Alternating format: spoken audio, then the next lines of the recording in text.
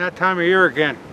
This is March 20th, 2018. And that would have been, I believe, the 20th. So 28 days ago, right here on this food plot or clover plot, we found the first site of that 10-pointer. It's hard to believe it's almost been 2 months ago now. But we're going to put some 624-24 on this clover plot. We planted this, I believe, on the 15th, 16th, 17th, 18th. So this would be the 4th year for this plot, and it's held up real good. Now we're going to use a spade. I want to show you something here. When to apply your fertilizer.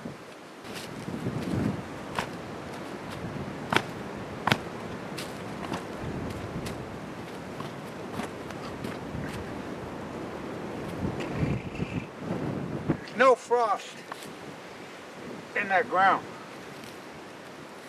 No frost at all.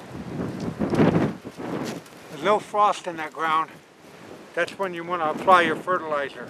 You can apply your lime if it had a little bit of frost, but with your fertilizer you want to make sure that you don't have any frost in there.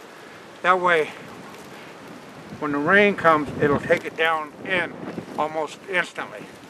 It won't wash off on frozen ground. And another subject, while we're talking about that, this is what I call a spade. You know, it's only got one blade on it.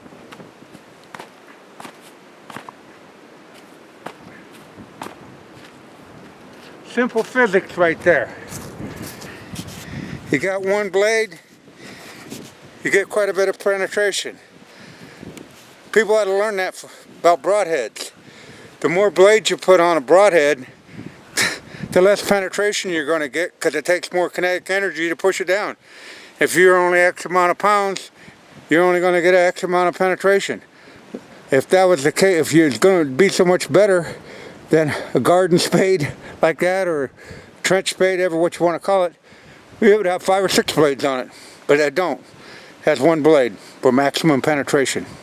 And you can see how green this Whitetail Institute has been cropped to the ground. I'll put my hand down here. You see that? That ain't even no taller than my thumb.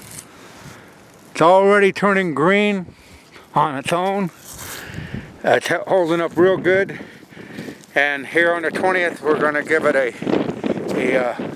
application of 624-24 and let it go at that. That's you don't need a lot of nitrogen when you're feeding your clover. So keep the nitrogen as low as you can keep it, and you'll be all right.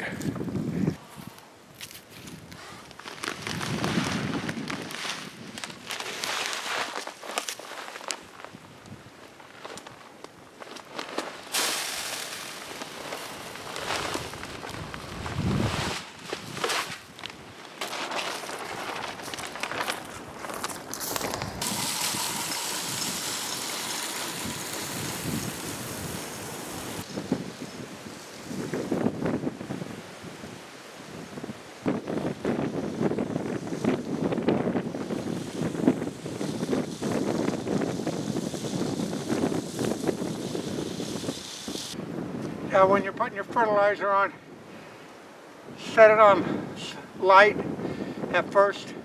Make sure you got enough fertilizer. We're going on here with 100 pounds. I want to make sure I got it covered the entire field. If you put it on too heavy, you run out.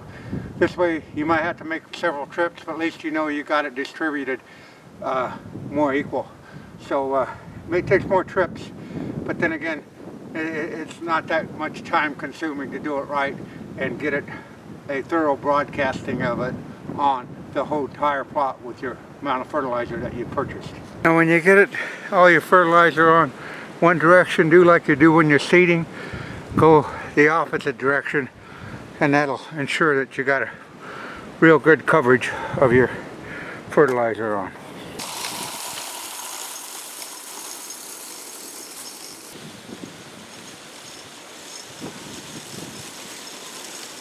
well, we got the 6/24/24 on this, and like I said, this would be, I believe, the 4th season for this Whitetail Institute.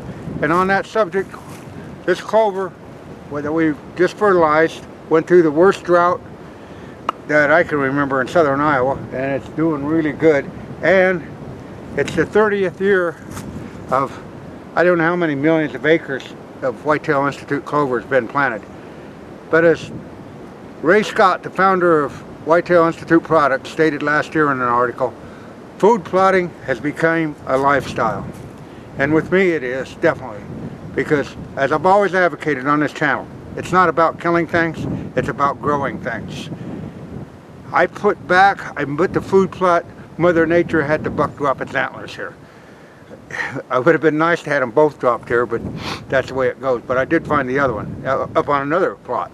But when you go down the road of food plotting, don't expect you're going to kill the biggest buck in the world.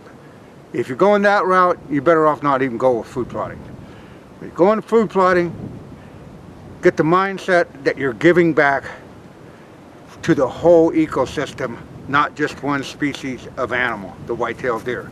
The turkey will be here, the fawns will be here, the does will be consuming the clover, which will give them rich milk, and on and on and on. And the honeybees will be here, and everything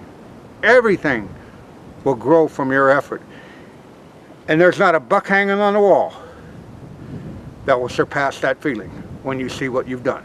So that's it for the non-typical Norwakian. I got a lot of different food plot videos coming up. I gotta let the ground dry out down here a little bit. It's still too moist, but we'll be getting after it. So if you live in Iowa, it's time to get your fertilizer on. And if you want to, go with your lime also.